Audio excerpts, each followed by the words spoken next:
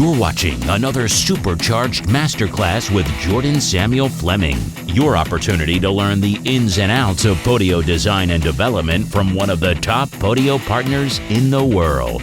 Hey everybody, it's Jordan Fleming here with another Supercharged Masterclass. And today I'm going to show you something that you're going to want to be a bit careful with because it's around deletion of items. Now, if you've been working in Podio, you'll know that light users is a really great kind of way of bringing people into Podio and making sure they can do things in your workspace, see everything and do all that, but they can't do everything, right? They can't Excel export, they can't delete, they can't modify the apps or anything like that. I usually bring most people in as light users, I'll be honest, but there are times when I want my users to be able to delete an item.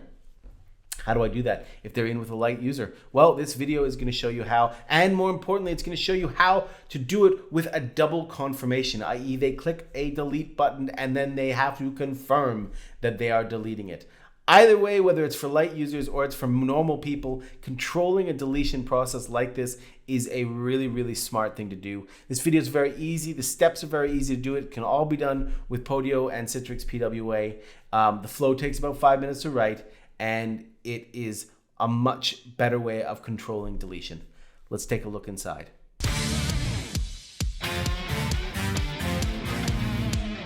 Here we are in Podio. Now, I've got an item here, I've got an app in my kind of demo sandbox workspace, and I essentially want to give people who are light members the ability to delete items, and not make them admins. And I want to make sure that anybody who is an admin or a regular member uses a process for deletion. Either way, this works. So instead of going up and deleting an item here, which light members cannot do, I have now embedded in my actions field a delete this contact button. So that means that if I just click this button, it's going to delete the contact. And what if I accidentally do it? What if I mean to click create company and instead I click to delete this contact? Have no fear. This is what I'm showing you today. We're going to build in a double confirmation so that when I click delete this contact, there's actually a comment that pops up that says, hey, are you damn sure you want to do this? If so, you're going to have to click again to confirm.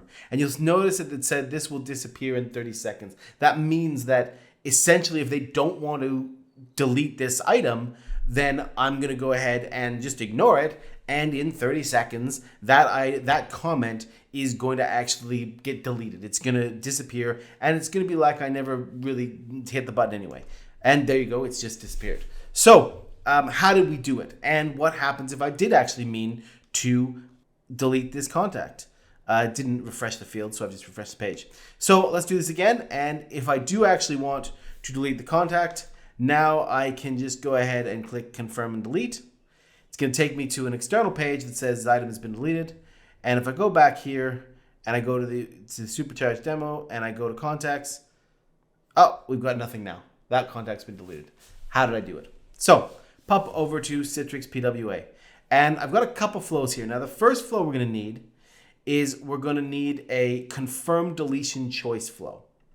And this is a very simple flow.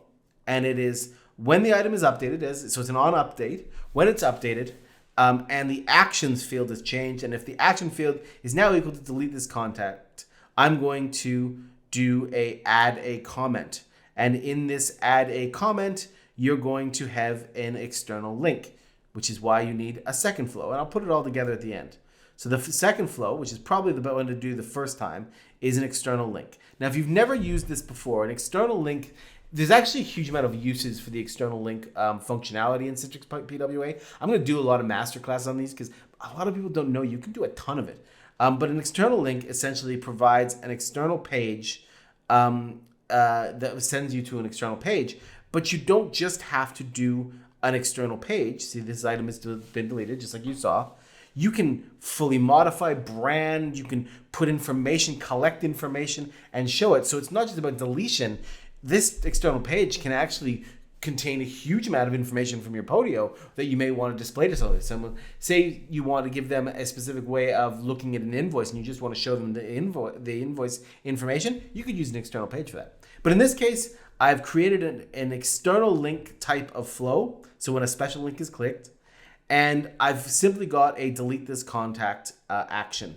So the brick that I've used is is the delete brick. And I've modified the page to just say this item has been deleted. You can do all sorts of sexy and pretty things there. Are you using Podio with CallRail? There's a better way. Click the link to find out why hundreds of businesses have moved over to using smartphone, the only phone system built for Podio. Make more calls, send more texts, and close more deals. Click the link. Now, when you're using this delete brick, you are going to need to make it by a user. It needs to be authorized by a user to do this, in this case, my Podio user. And I want it to be a hook event, obviously, so that it can trigger other things. So I've got this first special link. Great.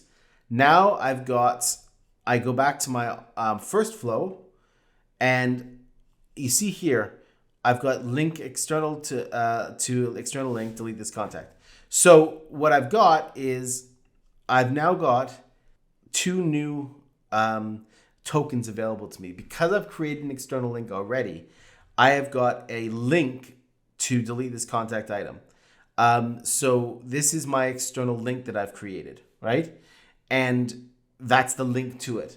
So using the normal markdown language, if I want to embed this in it so that confirm and delete actually it works as a hyperlink for that external link, I'm just going to put in a square bracket, confirm and delete. That's the text I want to display. A closed square bracket, an open parentheses. I'm going to drop the token for the link, for that external page link that is now available to me. And I'm going to close the parenthesis at the end of it. So at the bottom, there should be a closed parenthesis. That is, so square brackets, text that you want to display, end square brackets, open parenthesis with no space between them, open parenthesis, the token for the external link that you just created, close parenthesis. And I put the 2 stars next to them. That just basically bolts it as well. So what I've done here in this flow is, okay, when they press the delete this contact, I've already created the external link flow that's going to delete it. I'm going to make sure that I've got a comment here, and I'm going to put in the link to that external link. And this is, if they click this, it will delete the item. And the final step is for to delete that item. Now you'll notice that in my comment, I have deletion request : and that's because I've now got the final bit of this flow is an on comment flow. So this is when a comment occurs. If that comment contains deletion request, wait for 30 seconds and then delete the triggering comment. So again, this is another type of flow. The trigger is now when a comment is added. And if that comment contains, not is equal to, but contains, because there's more to the comment than just deletion request. And that's a really, really simple thing to do, but that's actually a very powerful one because you can create all sorts of comment-based triggers by having little codes you put in your comment. So if the comment contains code A : do this thing. If the comment contains code B : do another thing. In this case, I just simply want A. If it contains deletion request, that means they're asking to delete it. Wait 30 seconds and then delete that comment. Because if they've already clicked the delete item button to confirm, this comment's going to go away because the item's going to go away. If they haven't, this is basically going to wait, and then it's going to pop that comment away like they've never pressed the button at all. And as you've seen, it all works together really well so that when I have an item, I can click to confirm, pops up a comment. If I do nothing, it disappears. But if I do want to delete it, I have to click that link. This is a great way of allowing light users to delete items, but getting double confirmation that they do, and by making sure that you control the deletion process regardless. And that double confirmation has saved us many, many times. So agree, disagree, like.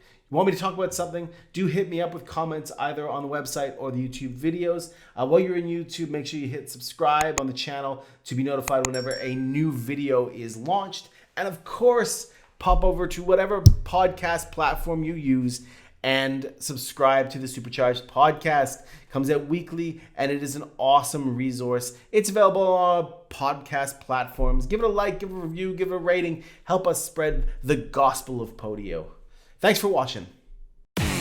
Thanks for watching this Supercharged Masterclass with Jordan Samuel Fleming, CEO of Smartphone. Don't forget to hit the subscribe button on our YouTube channel to be notified of new podcast episodes, Podio Masterclasses, and in-depth Podio extension reviews.